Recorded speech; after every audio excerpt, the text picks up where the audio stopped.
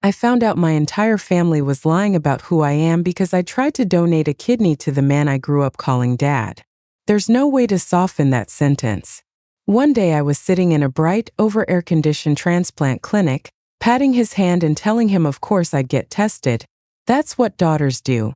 And a few weeks later I was staring at a genetic counselor's printout that basically said in clinical little letters and numbers, "This man is not your biological father." And that was somehow only the first lie I was going to uncover. If you've never sat across from a stranger while they gently explain that your DNA doesn't match your parents the way it should, it feels a little like the floor falling out from under you in slow motion. You don't hit all at once. You just keep dropping one realization at a time. The day of the first appointment, it all felt weirdly normal. My dad, or the man I thought was my dad, I still trip over what to call him, had been in and out of the hospital for a year with kidney issues, diabetes, high blood pressure. All the usual suspects finally caught up with a 72-year-old man who thought black coffee and bologna sandwiches were a food group. The nephrologist finally said the words I'd been half expecting and fully dreading. "We should discuss transplant evaluation." I heard transplant and saw my dad's face crumple. He hates feeling weak, hates feeling like anyone has to take care of him. So I did what I do. I jumped in. "Test me," I said, before anyone else could open their mouth. "I'm O positive, I'm healthy, I don't have high blood pressure. I walk every day, I drink more water than coffee. If I'm a match, I'll do it." My younger brother, Nate, winced like he'd been about to volunteer and I'd stepped on his line. My older sister, Lisa, who's 8 years older than me and has been the family screw-up as long as I can remember, just snorted. "Of course you will," she muttered. "Golden child to the rescue." My mother gave me that look she's been giving me my entire life, the one that's equal parts relief and expectation, like I'd just done exactly what she'd quietly planned for me to do all along. "We'll see what the tests say," the doctor said, in that calm medical voice that has seen every version of family drama. "It's too early to make any promises." They drew our blood that day, my dad's and mine. 4 vials from him, 6 from me. "We'll check your HLA typing," the nurse explained. "See how closely you match. We'll also rule out any genetic red flags." I nodded like I understood, feeling every bit the responsible daughter. I drove my father home afterward, listening to him grumble about how back in my day, you just took what God gave you, and doctors think they're God now. "If I'm a match, we're doing it," I said. "End of story." "We'll see," he muttered. "I didn't ask for this." That's his favorite line. I didn't ask for this. About his diabetes, about his grandkids, about the weather, about life. He never asked for anything. Everything just happens to him. 2 weeks later, they called me back to the transplant center for a follow-up conversation. The coordinator's voice on the phone was extra bright, which should have been my first clue something was off. "Can you come in alone?" she asked. "We'd like to talk to you about your results privately." Privately is another one of those words that should make the hairs on the back of your neck stand up. I told my husband, David, I was sure it was nothing big, probably just that I was a match but had a borderline blood pressure reading or something. "Do you want me to come?" he asked. "It's fine," I said.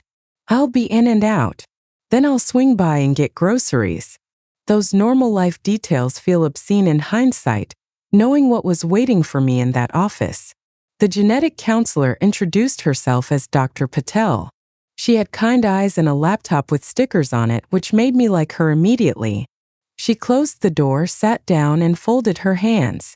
"So, Megan," she said, "before we talk about anything else, I want to reassure you that you are healthy. We didn't find any genetic red flags that would disqualify you from donating based on your own health." "Okay," I said slowly. "So, I can donate." She hesitated just long enough for my stomach to drop. "Medically, you would be an excellent candidate," she said. "But based on the HLA typing and parentage markers, you are not a biological match for your father." I blinked. "So I'm not a match," I said. "Okay. Disappointing, but we can test Nate." She nodded. "We will absolutely test your brother," she said. "But I want to be clear. You are not just not a good match. You are not biologically related to the man listed as your father in any way that our tests can detect. It took a second for the meaning to sink in. What? I finally managed. That's not possible. I look like him. People always say I have his nose. Phenotype, physical appearance, can overlap in unrelated people, she said gently. Our tests suggest that the man you call your father is not your genetic parent. So you're saying my mother cheated on him? I said flatly. That was the only story my brain could come up with. Like 48 years ago. Great. We cannot tell from this test alone whether you are not related to your father, your mother, or both, she said. This was focused on matching you to your father. But the level of mismatch suggests he is not your biological father. I laughed. I couldn't help it. It burst out of me high and hysterical. You don't know my parents, I said.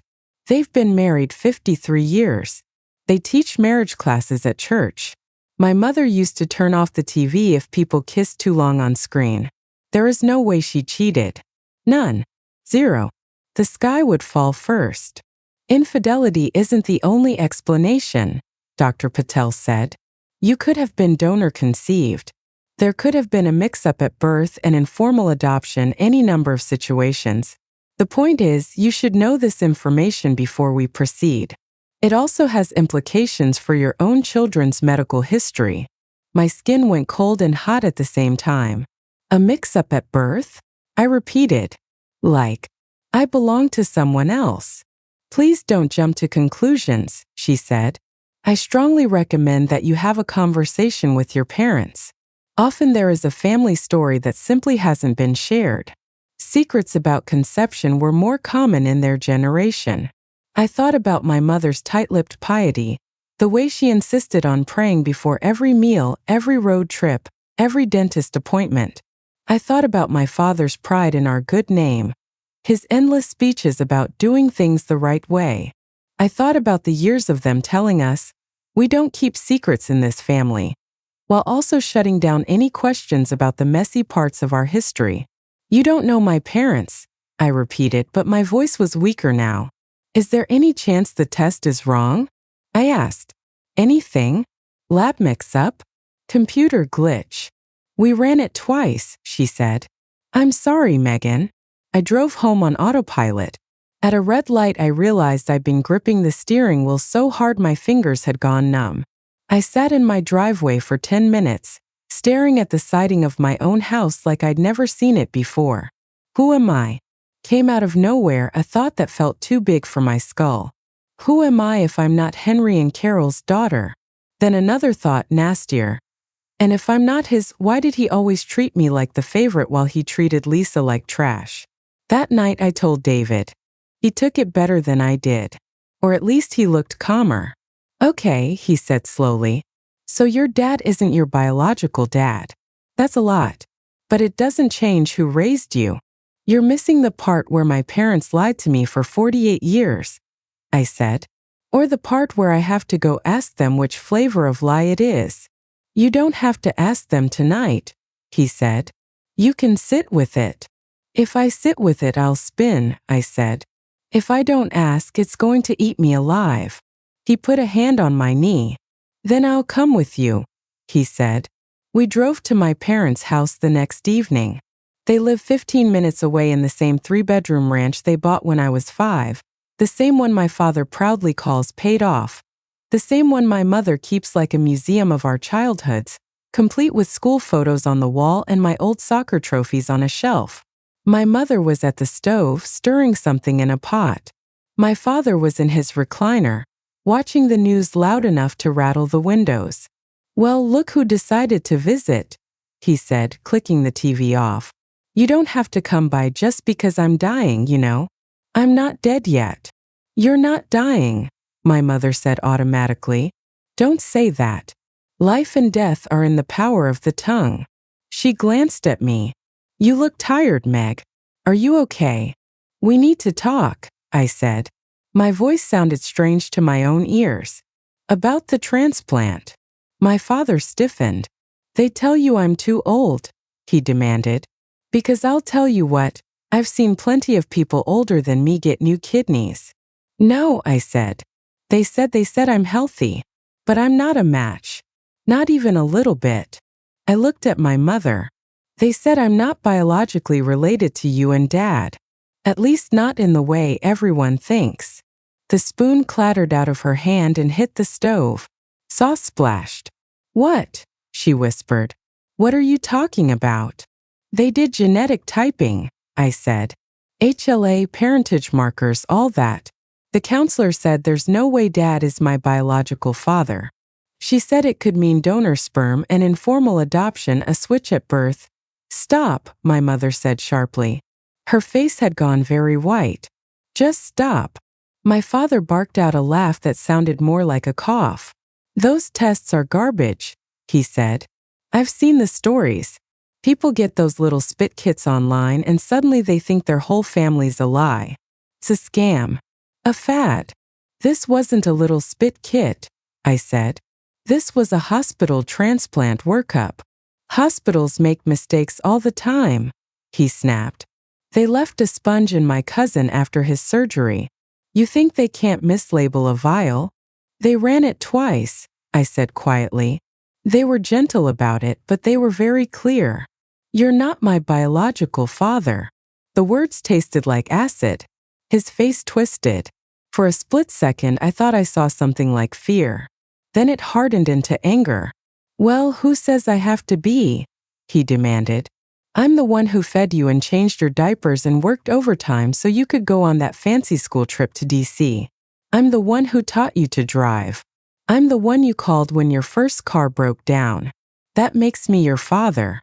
Not some piece of paper. That's not what I'm saying, I said, my own voice rising now. I don't care what the DNA says about who raised me. I care that nobody told me there was anything to question. Did you adopt me? Was I donor conceived? Did you pick me up at the supermarket? What? Megan, my mother said, and that one word carried 48 years of don't push him. Don't upset your father. Don't make waves. Not now. If not now, when? I snapped. When he's on dialysis 3 times a week and I'm still trying to give him organs that don't match. When one of my kids gets sick and I realize half their medical history is fake. David squeezed my hand. Carol, he said gently, is there something you can tell us that would help this make sense? My mother's eyes filled with tears. I don't know where to start, she whispered. The beginning, I said. Start with the part where I'm not his. She stared at me like I'd slapped her. You are his, she said fiercely. He changed your diapers. Biologically, I interrupted. Genetically. Literally. The part where the hospital says there is no way half my DNA comes from him. Silence stretched. My father turned to my mother. You want to tell her, he said. Or should I? The way he said it like he'd been waiting for this made something cold slide down my spine. My mother flinched. Don't, she whispered. She doesn't need to know. It's done. Apparently the science says otherwise, he said. He looked back at me. Fine. You want the truth? You're not my blood. You happy? Felt like being punched in the chest. Even though I just heard it from a doctor, hearing it from him in his living room in that tone made it real in a different way. So Mom cheated, I managed. My mother let out a little sob. No, she said. No, honey, I didn't. She didn't cheat, my father cut in. She just opened her legs before she met me. Henry, my mother cried. Don't you dare talk about. What? He barked. We're telling the truth now, aren't we? He looked at me, his eyes hard. Your mother got herself knocked up at 16. The room tilted. What? I whispered. My mind tried to paste that sentence onto my mother, the woman who'd preached abstinence and guarding my heart like it was her full-time job. That's not. I was not 16, she said faintly. I was 17. The distinction sounded ridiculous and enormous at the same time. And I didn't get myself anything. There was a boy. I loved him. Or I thought I did. She sank into a chair like her knees had given out. Your grandparents. Her voice trailed off. Images flickered in my head. My maternal grandparents, strict church people who thought dancing was a sin and yoga was demonic.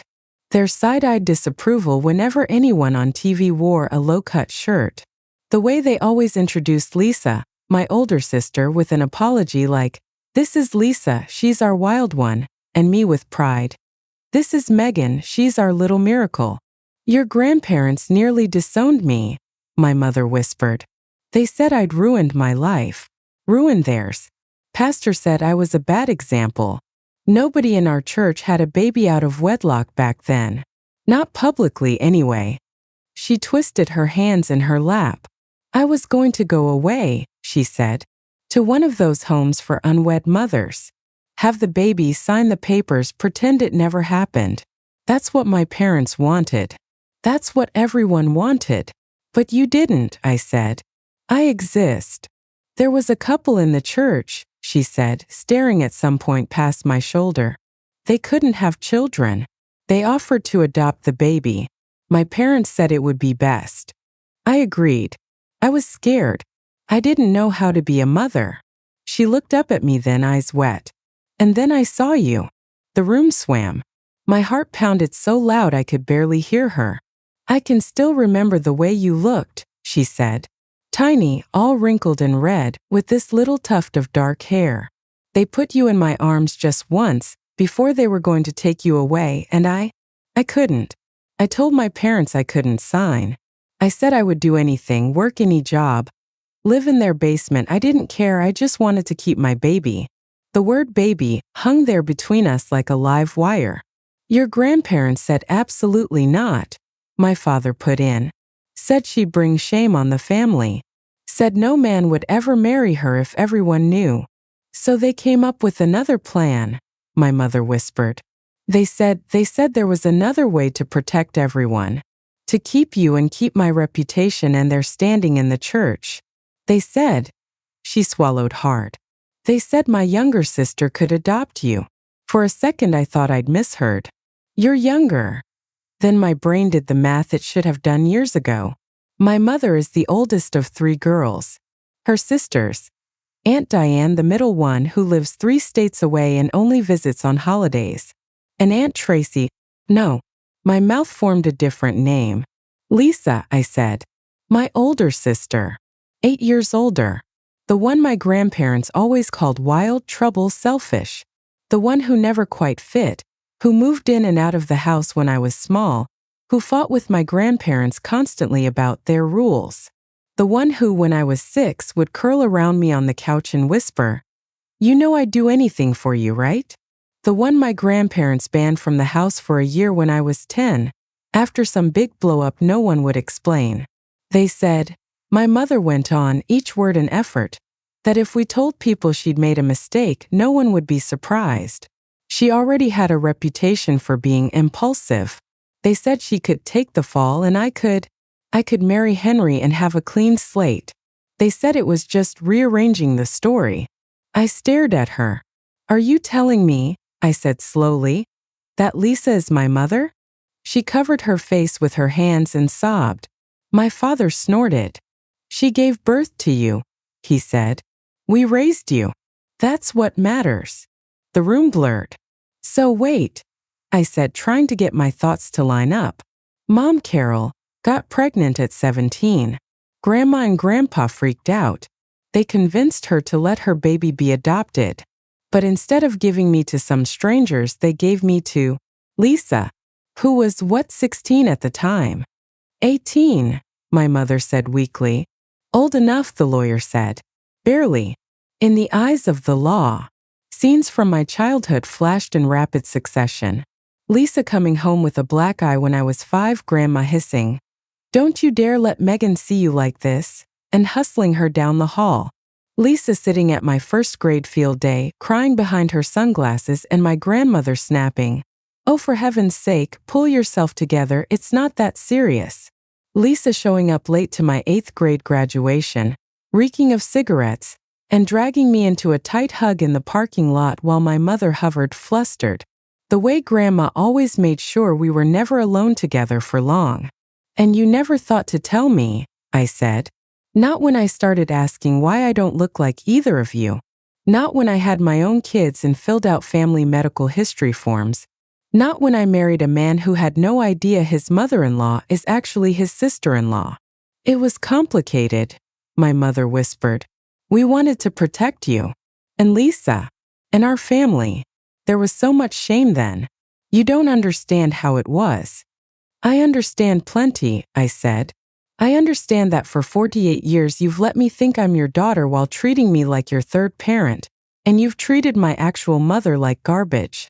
I understand that you let Dad stand in front of church after church and talk about how we don't do that kind of thing in our family, when apparently you did exactly that kind of thing and then built an entire religion around lying about it. Watch your tone, my father snapped. After everything we've done for you. There it is, I said, hysteria bubbling just beneath the words. There's the bill. I knew this was heading somewhere. Go on, say it. I owe you. We gave you a good life, he said. Better than you would have had if Lisa had run off with some loser and tried to raise you in a trailer somewhere. You had a father. You had a home. You had stability. I had a lie, I said, from the minute I was born. You think you'd be happier knowing you were a mistake? He demanded. You think that knowledge would have done you any good as a child? You were loved. You were provided for. That's what matters. Was Lisa okay with this? I asked, my voice suddenly small. Did she choose this? My mother flinched. She agreed, she said quickly. She knew it was best. We all did. I thought of Lisa at family gatherings, always hovering on the edges, cigarette in hand, laughing too loud, eyes going dark whenever anyone talked about babies. The way Grandma would sigh. You know how she is. Like Lisa was some defective appliance they were too polite to throw away. I need to talk to her, I said. No, my father snapped. Absolutely not. She's always been unstable. She'll just make this worse. Worse than this. I asked, gesturing between us. You can't even let me talk to my own mother? She is not your mother, he barked. We are. She carried me, I said quietly. She gave birth to me. She lost me. Whether you like it or not, that makes her something. If you go stirring this up, you'll break this family, my mother whispered. I laughed, but there was no humor in it. Newsflash, I said. It's already broken. I left before I could say something that couldn't be unsaid. David followed. In the car, I sat in silence, my hands shaking in my lap. You okay? He asked eventually. I don't even know what that word means anymore. I said. Okay for who? The daughter? The granddaughter? The mistake? The transplant that doesn't match? That night I texted Lisa. I didn't know how to start. Hey, quick question, are you my mom? Felt a little much. In the end, I went with, can we talk? Just us? It's important. She sent back 3 dots, then nothing, then finally, sure. My place? Tomorrow? Bring wine. Her apartment is small and cluttered, full of plants and art projects and ashtrays. She's 56 but dresses like she's still in her 30s, jeans, band t-shirts, dangly earrings. When she opened the door, she squinted at the bottle in my hand. Ooh, the good stuff, she said. This must be serious. Can we sit? I asked. You're scaring me, kid, she said, but she gestured to the worn-out couch. We poured wine. I stared at the glass, took a deep breath and said, Did you give birth to me? Her hand jerked. Red wine sloshed onto her jeans. She stared at me, eyes wide. What? She whispered. Is it true? I pressed. Did you? Because Mom and Dad, sorry, Carol and Henry, just told me you did. That they adopted me from you when you were 18. That Grandma and Grandpa made you. Her face went through about 6 expressions in 3 seconds. Shock, fear, anger, something like grief. Then, finally, a bone-deep exhaustion. Those mother. She cut herself off, set her glass down, and rubbed her temples. I told them, she muttered. I told them this would come out someday, that secrets don't stay buried. But oh no, the past is the past. God's forgiven us. No need to stir up old shame. She looked up at me. Her eyes were wet. Yeah, she said hoarsely. I gave birth to you. The room spun. Even though I'd already pieced it together, hearing her say it out loud did something to me. Some deep animal part of my brain went mother and then immediately betrayal, and those two things crashed into each other so hard I felt physically ill. Why didn't you tell me? I asked. Ever? Not once in 48 years. She let out a bitter laugh. You think I didn't try? She said. Jesus, Meg. I have a whole drawer full of letters I wrote to you and never sent because every time I even looked at you too long, your grandmother would appear out of nowhere like a demon and say, Don't confuse her, Lisa. She's finally stable. They said you agreed, I said. That you knew it was best. She snorted. I was 18 and terrified, she said. I was living under their roof, eating their food, totally dependent on them. They told me if I didn't do the right thing, they'd throw me out and I'd lose you anyway. They told me I was unfit. They told me no man would ever want me. They told me if I really loved you, I'd let you have a proper family. She made air quotes with fingers that shook. They said God would forgive me if I obeyed. They said I should be grateful they were willing to take you on at all. She wiped her eyes with the back of her hand. So I signed the papers. I stayed in my room for 3 days afterward. Your grandmother told everyone I had the flu. Then they brought you home and told me I was your big sister. That if I ever told you different, they'd cut me out of the family. They meant it. They proved it.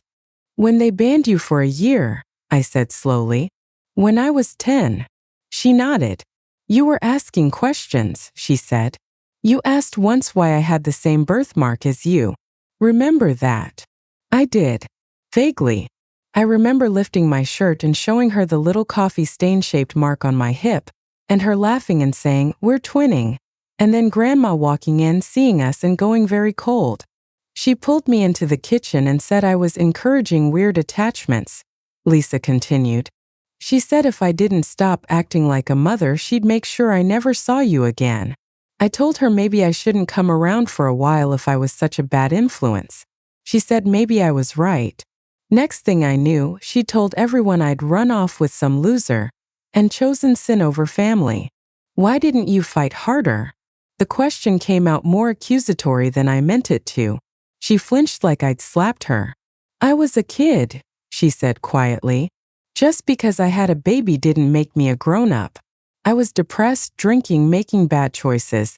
Every time I tried to get close to you, they punished me. Every time you reached for me, they redirected you. Go to mommy, go to daddy. Eventually, I started believing their version too. That I'd screwed up beyond repair. That you were better off without me. That my job was to stay away so you could have the life I couldn't give you. But you let them call you the screw-up, I said. The wild one. The bad example. They needed a scapegoat, she said. So they invented one. It was easier for them to point at me and say, Don't be like her, than to admit what they'd done. She gave a funny, broken little smile. And you didn't exactly question it. You were very invested in being the good one. I winced. It was true.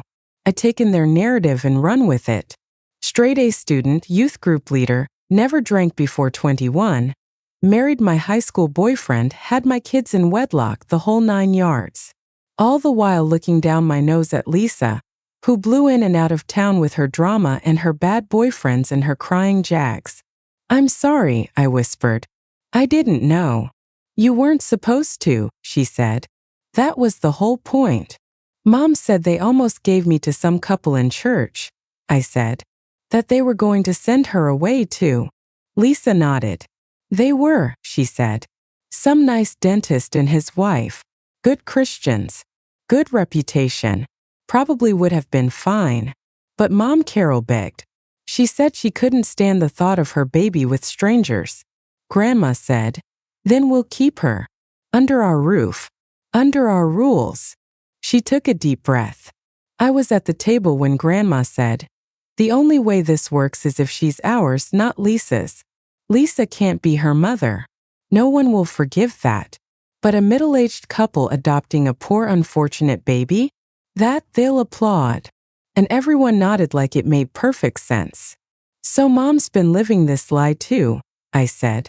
Letting people think she adopted me like some kind of saint when really she adopted her own grandchild, Lisa said, and erased me in the process.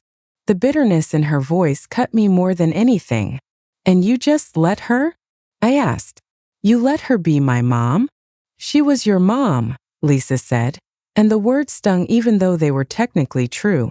She was there day in, day out. She did the lunches and the laundry and the permission slips. I was a mess. I was in and out of rehab, crappy relationships, crappy jobs. I could barely take care of myself. She gave you stability I couldn't.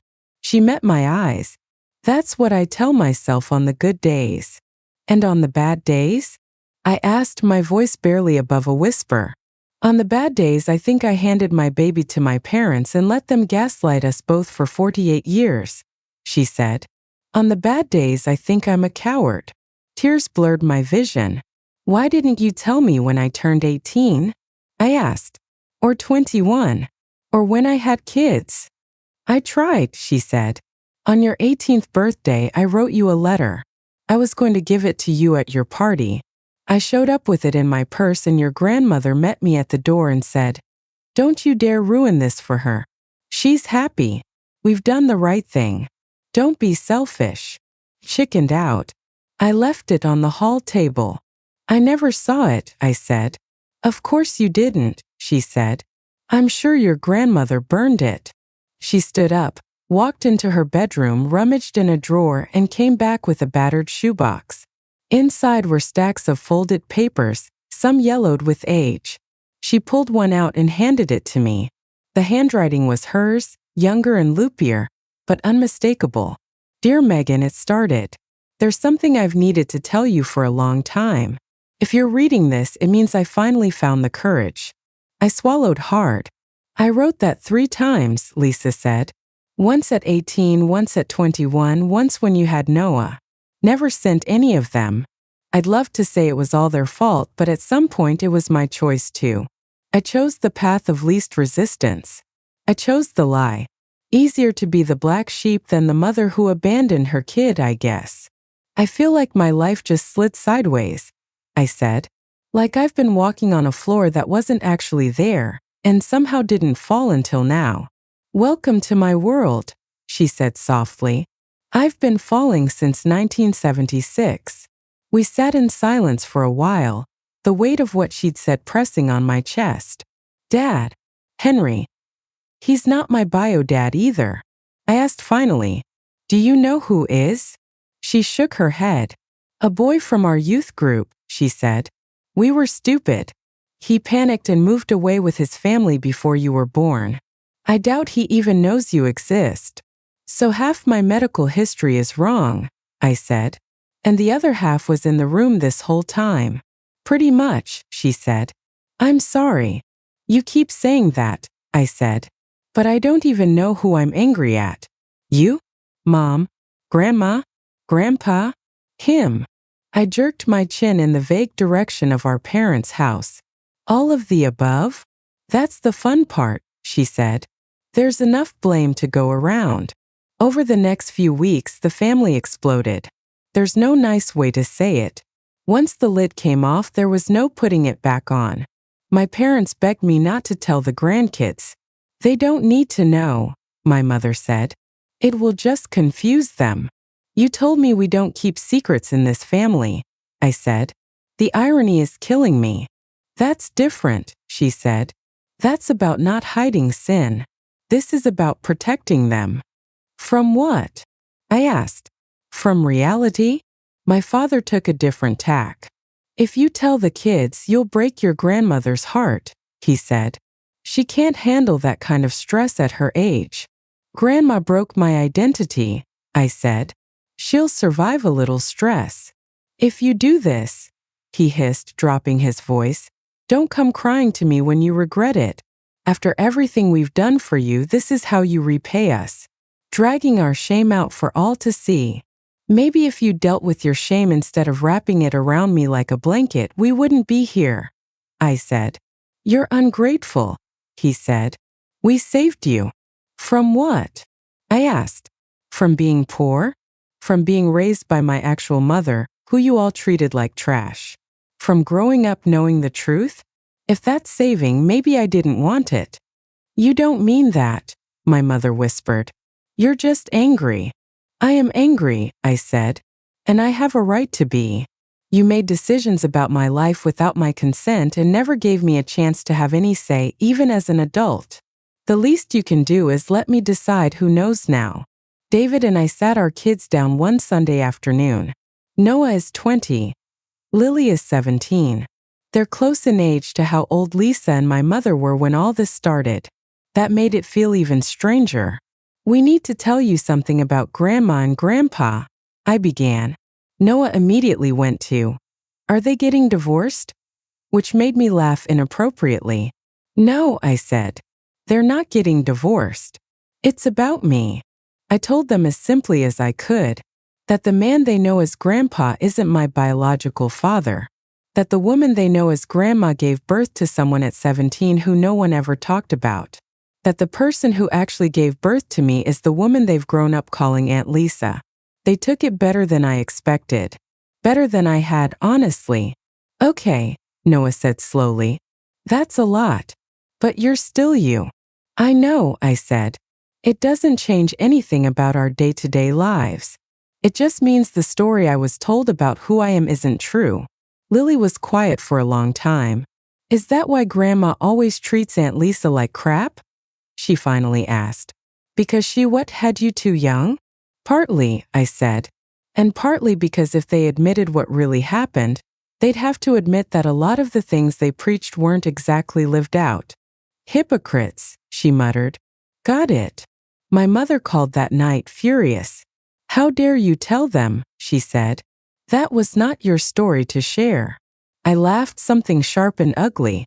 Not my story, I said. It's literally my origin story. It is the most my story anything could be. You humiliated us, she cried. Noah looked at me different at dinner. Like he was judging me. Maybe he was, I said. That's his right. The same way you judged every girl in church who got pregnant before marriage. You just never thought you'd be on the other side. You're going to turn them against me, she sobbed. They'll think I'm a monster. If the shoe fits, I said, and then immediately hated myself a little for it.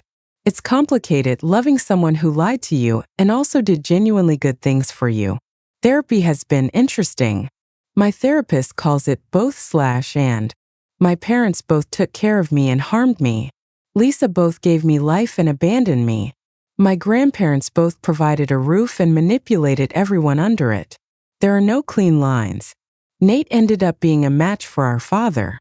He's in the middle of his own mess of feelings about being the spare, about whether he wants to give an organ to a man who spent his whole life pitting us against each other. Do I owe him my kidney just because he paid for my braces? He asked me. Is that the exchange rate? I told him I couldn't answer that no one could but him. My father, for his part, acts like nothing has changed. He still calls me kiddo. He still complains about the government and his neighbors and his doctor. He still expects me to show up every time he calls. The only difference is now there's a layer of brittle resentment under everything. You're my daughter, he says whenever the subject comes up, as if saying it enough will make me forget the way he spit. You're not my blood, like it was a curse. I raised you. Biology doesn't matter. If it didn't matter, I asked him once, why didn't you tell me? He didn't have an answer. My grandparents are in their 80s. When my mother told them the secret was out, my grandmother apparently sat down at the kitchen table, folded her hands and said, We did what we had to do. We protected the family. When I confronted her, she looked me in the eye and said, If we hadn't done what we did, your mother would have been ruined, you would have grown up in poverty, and none of you would be where you are today. You should be grateful. Grateful for growing up in a lie? I asked. Grateful for watching you tear Lisa down every chance you got?